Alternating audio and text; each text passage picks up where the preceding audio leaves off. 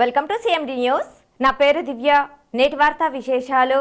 నెల్లూరు జిల్లా ఆత్మకూరు పట్టణంలో కార్మిక కర్షకుల ఆధ్వర్యంలో నేడు భారీ ర్యాలీ నిరసన ఆందోళన చేపట్టారు. కేంద్ర రాష్ట్ర ప్రభుత్వాలు రైతుల అభివృద్ధిని గాలికి వదిలేసి ఇబ్బంది చేస్తుందని, రైతులకు ఇచ్చిన హామీలను మరిచి రైతు వ్యతిరేక విధానాలను అమలు చేస్తుందని తెలియపరుస్తూ ఆత్మకూరు పట్టణంలో సిపిఎం పార్టీ సిఐటియు సంఘాలు చేరి భారీ ర్యాలీ నిరసన ధర్నా చేపట్టారు. మున్సిపల్ బస్టాండ్ నుండి ఆర్డీఓ కార్యాలయం వరకు నినాదాలు చేస్తూ ర్యాలీ నిర్వహించారు. అనంతరం కార్యాలయం ఎదుట నిరసన తెలియపరిచారు. నిరసన అనంతరం ఆర్డీఓ బి పావనీకు వినతిపత్రం అందించారు. ఈ సందర్భంగా నేతలు మాట్లాడుతూ రైతులకు కేంద్ర రాష్ట్ర ప్రభుత్వాలు సహకరించడం లేదని, రైతుల కార్మికుల వ్యతిరేక చట్టాలను అమలు పరుస్తున్నారని, కేంద్ర రాష్ట్ర ప్రభుత్వాలు వాటిని విడనాడి రైతుల కార్మికుల సంక్షేమానికి దృష్టి సారించాలని కోరారు. ఈ కార్యక్రమంలో సిఐటియు జిల్లా నాయకులు శివయ్య, ఆత్మకూరు అధ్యక్షులు ఆత్మకూరు నాగయ్య, కార్యదర్శి హజరత్తయ్య, సిపిఎం పట్టణ కార్యదర్శి డేవిడ్ రాజు, సిపిఎం సీనియర్ నేత లక్ష్మీపతి, మాజీ municipal vice chairman Sandani, anganwadi workers నాయకురాలు రాధమ్మ, ఆత్మకూరు అనంతసాగరం, మర్రిపాడు, ఏఎస్పేట మండలాలకు చెందిన సిపిఎం పార్టీ నేతలు, సిఐటియు వివిధ అనుబంధ సంఘాల నాయకులు, కార్యకర్తలు భారీగా హాజరయ్యారు. 44 కార్మిక చట్టాలను కుదించి 4 కోళ్లుగా నిర్ణయం తీసుకున్న దాన్ని కూడా వ్యతిరేకిస్తున్నాం.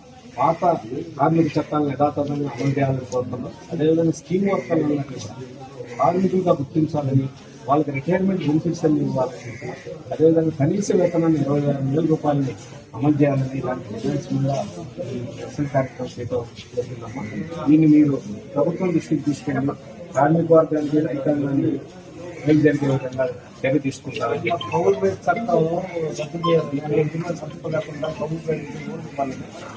వివిధ కార్మిక సంఘాల నాయకులు, అదేవిధంగా స్కీమ్ వర్కర్లు అందరికీ కూడా ముందుగా సిఐటియు అదేవిధంగా రైతు సంఘాల తరఫున మీ అందరికీ ధన్యవాదాలు తెలియజేస్తున్నాం.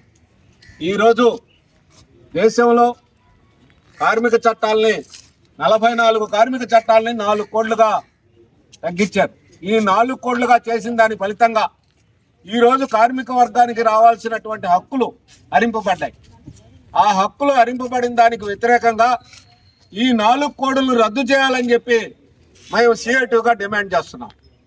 అలాగే గతంలో జరిగినటువంటి పెద్ద పోరాటం, రైతాంగం నిర్వహించినటువంటి పోరాట ఫలితంగా స్వామినాథన్ సిఫారసులను అమలు చేస్తామని, పండించిన పంటకు గిట్టుబాటు ధర అమలు చేస్తామని చెప్పి, చేసిన చట్టాలను రద్దు చేశామని చెప్పినటువంటి కేంద్ర ప్రభుత్వం దొడ్డిదారిలో అదే చట్టాలని ఇంకొక పద్ధతిలో అమలు చేసే విధానాన్ని కూడా మేము ఈ రైతు సంఘాలు, కార్మిక సంఘాలుగా మేము వ్యతిరేకిస్తున్నాం. దయచేసి ప్రభుత్వాన్ని మేము ఇప్పటికైనా విజ్ఞప్తి చేస్తున్నాం. ఇప్పటికైనా కార్మికులు, కర్షకులకి జరగాల్సినటువంటి మంచిని విస్మరించి ఈరోజు ప్రభుత్వ విధానాలు దుర్మార్గంగా ఈరోజు ముందుకు వస్తున్నాయి. ఈరోజు స్మార్ట్ మీటర్లు, అదేవిధంగా సోలార్ ఎనర్జీ పవర్ కార్పొరేషన్ ద్వారా జరిగినటువంటి విద్యుత్ ఒప్పందాల్లో అమెరికా సంస్థ, అమెరికాలో ఉన్నటువంటి ఒక పోలీసు వ్యవస్థ దాదాపు 2029 కోట్ల రూపాయల అవినీతి జరిగిందని చెప్పి పెద్ద ఎత్తున ప్రచారం జరుగుతుంది. పత్రికల్లో రోజు కథనాలు రాస్తున్నారు. ఈ అవినీతి వెనక ఎవరున్నారు? ఈ అవినీతి వెనక మన దేశ పారిశ్రామిక దిగ్గజమైనటువంటి అదానీ ఉన్నాడు. అదేవిధంగా ఆ రోజు ఉన్నటువంటి రాష్ట్ర ప్రభుత్వం ఉందని చెప్పి ఈరోజు అమెరికాలో ఉన్నటువంటి నిఘా సంస్థలు చెప్తున్నాయి. ఆ రకంగా కేసు కూడా బనాయించారు. అయినా ఈ రోజుకి మన భారతదేశ పాలక వర్గాలు జరిగినటువంటి అవినీతి మీద మన దేశంలో ఉన్నటువంటి పాలక వర్గాలకు బాధ్యత లేదా అని చెప్పి నేను ఈ సందర్భంగా సిఐటిగా ప్రశ్నిస్తున్నా. నేను సిఐటిగా ఈ జరిగినటువంటి అవినీతి, అమెరికా ఏదైతే నిఘా సంస్థలు తేల్చినటువంటి అవినీతి మన భారతదేశంలో జరిగింది కాబట్టి భారతదేశ ప్రభుత్వం ఇక్కడైనా స్పందించి ఇక్కడ జరిగినటువంటి పెట్టుబడిదారుడైనటువంటి అదానీ మీద, ఆ రోజు ఉన్నటువంటి రాష్ట్ర ప్రభుత్వాల మీద సమగ్రమైనటువంటి విచారణ జరిపి, సిబిఐ విచారణ జరిపి నిజానిజాలు ప్రజలకు తెలియజేసి దోషుల్ని కఠినంగా శిక్షించాలని చెప్పి నేను ఈ సందర్భంగా డిమాండ్ చేస్తున్నాను. అలా ఈరోజు భారతదేశం అంతా ధర్నా చేస్తున్నారు. అటు రైతులు, ఇటు సిఐటియు కార్మికులు, అన్ని సంఘాలు కలిపి పెద్ద ఎత్తున భారతదేశం అంతా ధర్నా జరుగుతుంది. ముఖ్యంగా ఏదైతే ఆ రోజు పార్లమెంట్లో కానీ రాజ్యసభలో కానీ రైతుల పట్ల కార్మికుల పట్ల కొన్ని కేంద్రలో ఉన్న పార్లమెంట్లో ఉన్న రాజకీయ నాయకులు మోడీ అయితేమి అక్కడ ఉన్న అందరూ అయితేమి ఏం చేశారంటే అన్ని కార్మిక చట్టాలన్నీ కూడా 29 కార్మిక చట్టాలని వాళ్ళు 4 లేబర్ కోడ్లుగా చేయడం జరిగింది. అంతేకాకుండా రైతులకి గిట్టుబాటు ధర లేకుండా మార్కెట్ కూడా రద్దు చేసేసారు. రైతులకు గిట్టుబాటు ధర లేదు, మార్కెటింగ్ లేదు, ఏమీ కూడా లేకుండా రద్దు చేస్తే సంవత్సరం పాటు పంజాబ్ నుంచి రైతులు పెద్ద ఉద్యమంగా సంవత్సరం పాటు ధర్నా చేయడం జరిగింది. దాంట్లో మేము ఇవన్నీ కూడా రద్దు చేసి మళ్ళీ రైతులకు కానీ కార్మికులకు కానీ అన్ని అనుకూలంగా చేస్తాం, ఉపసంహరించుకుంటామని చెప్పిన కేంద్ర కమిటీ ఇవాళ అన్నీ అట్టే విధాగా కొనసాగి అమలు చేస్తుంది. ఇవాళ కార్మికుల పరిస్థితికి వచ్చినప్పటికీ కార్మికులు 29 కార్మిక చట్టాలని అన్ని కాలు రాసేసింది, రద్దు చేసి ఎన్నో పోరాటాలు చేసి సాధించుకున్న చట్టాలని పక్కకు దోసేసి రద్దు చేసేసింది. అందువల్ల ఈ ఏదైతే లేబర్ కోడ్లు 4 చేయటం జరిగిందో ఆ లేబర్ కోడ్లు కూడా మేము రద్దు చేయమని అడుగుతా ఉన్నాం. ఎందుకంటే ఈ కార్మిక చట్టాలు రద్దు చేసిన దానివల్ల గతంలో 44 రోజులు ముందు మన కార్మికులు సమ్మె చేయడం జరిగింది. అంగన్వాడీ చేస్తే ఆ ఏదైతే చట్టాలు కేంద్రం చేసిందో ఆ చట్టాలకు లోబడి ఆ జీతాలు పెరిగే పరిస్థితి కూడా లేకుండా పోయింది. దాని తర్వాత మున్సిపాలిటీ కార్మికులు 18 రోజులు సమ్మె చేయడం జరిగింది. దాని తర్వాత ఆ సమ్మెకు కూడా నామరూపాలు లేకుండా పోయింది. ఇవాళ అవుట్ సోర్సింగ్ కానీ కాంట్రాక్టర్ కానీ మొత్తం డైలీ వేజింగ్ కానీ వీళ్ళందరినీ కూడా మనం అప్పటి నుంచి చెప్తున్నాం పర్మిట్ చేయాలని చెప్పి. ఈ కార్మికులందరూ ఎక్కడ ఉండేవాళ్ళు అక్కడే ఉన్నారు. అన్ని అంగన్వాడీలు అయితే, ఆశా వర్కర్లు అయితే, మున్సిపాలిటీ వర్కర్లు అయితే అందరూ కూడా ఎక్కడుండే కార్మికులు అక్కడే ఉన్నారు. వీళ్ళకేం పర్మిట్ కాలేదు. 10,000 15,000 లోపల జీతాలు ఉన్నాయి. ఇవాళ నిత్యావసర వస్తువులన్నీ పెరిగిపోతున్నాయి. అందువల్ల కార్మికులకి కనీస వేతనం 25,000 రూపాయలు ఇవ్వాలని చెప్పి ఈ కొత్త ప్రభుత్వంలో కూడా చెప్తున్నాం. అంతేకాకుండా ఈ మధ్య స్టార్ మీటర్లు బిగిస్తున్నారు. దాని మీద కూడా మేము వ్యతిరేకిస్తున్నాం. ఆ మీటర్లు బిగించే దాని మీద కూడా చాలా పెద్ద అవినీతి కుంభకోణం జరిగిందని, లంచాలు తీసుకుని ఈ రాష్ట్ర ప్రభుత్వం కానీ కేంద్ర ప్రభుత్వం కానీ ఇవన్నీ కూడా జరిగినాయని పెద్ద ప్రచారం అయితే జరుగుతుంది.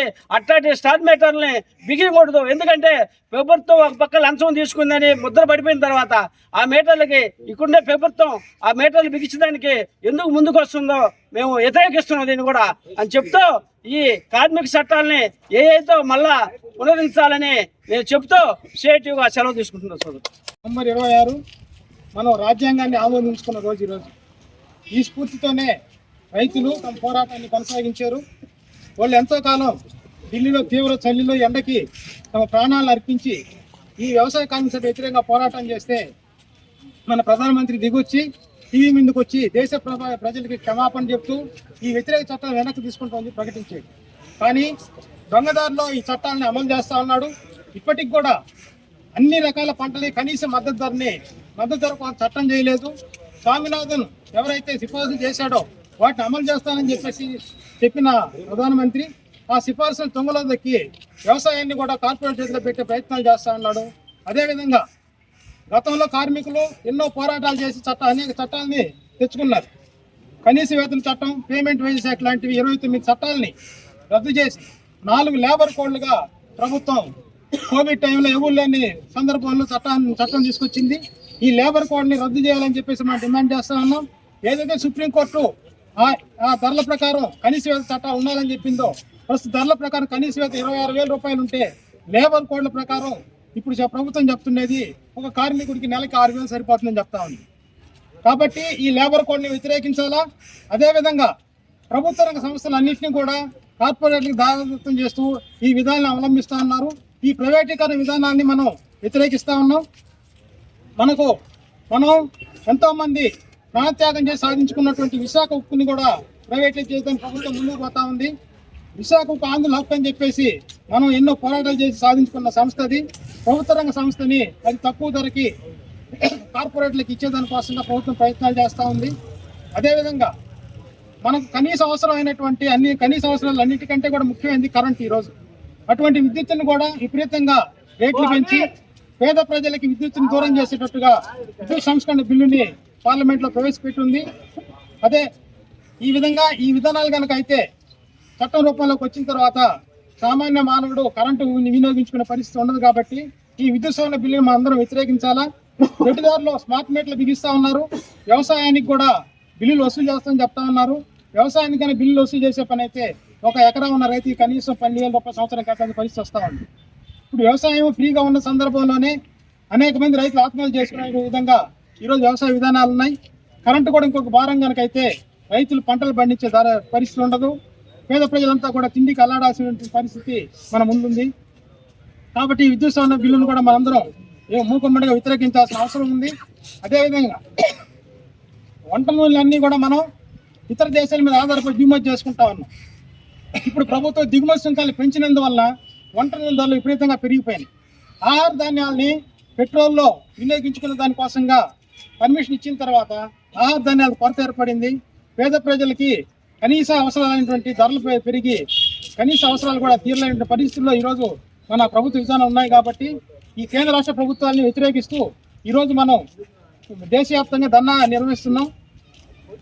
ఇక్కడికి వచ్చి మీ అందరికీ కూడా ధన్యవాదాలు తెలియజేస్తూ ముగిస్తున్నాం. Malinidevi multi speciality hospital, Christian Peta, 5వ line, Kavali. Doctor Battina Narendrababu, MBBS, MS, general and laparoscopic surgeon. మా హాస్పిటల్ నందు అందించు వైద్య సేవలు: లాప్రోస్కోపిక్ ద్వారా అపెండిసెక్టమీ, 24 గంటల కడుపు నొప్పికి చికిత్స, హెర్నియా మరియు పిత్తాశయంలో రాళ్లు తీయబడును, డెంగ్యూ, మలేరియా, టైఫాయిడ్, వాంతులు, విరోచనాలు మరియు అన్ని రకాల జనరల్ కేసులకు వైద్యం చేయబడును. పేగు రంధ్రం పడుట, పేగు మెలికపడుట, పేగుపూత, వర్బీజం, హెర్నియా, నరాలు ఊపడం, హైడ్రోసిల్, థైరాయిడ్ ఆపరేషన్లు చేయబడును. పైల్స్, మొలలు, ఫిషర్, లూటీ, లైపోమా, కొవ్వుగడ్డలు, వీటికి చికిత్స చేయబడును. కడుపులో పేగుపూతకు ఎండోస్కోపిక్ చేయబడును. శరీరంలో ఇతర కురుపులకు వైద్యం చేయబడును. అన్ని రకాల పాయిజన్ కేసులు చూడబడును. పాము కాటు, తేలుకాటుకు ప్రత్యేక వైద్యం. మా హాస్పిటల్స్ ప్రత్యేకతలు: ICU, lab, AC and non AC rooms, 24 గంటలు మెడికల్ షాప్.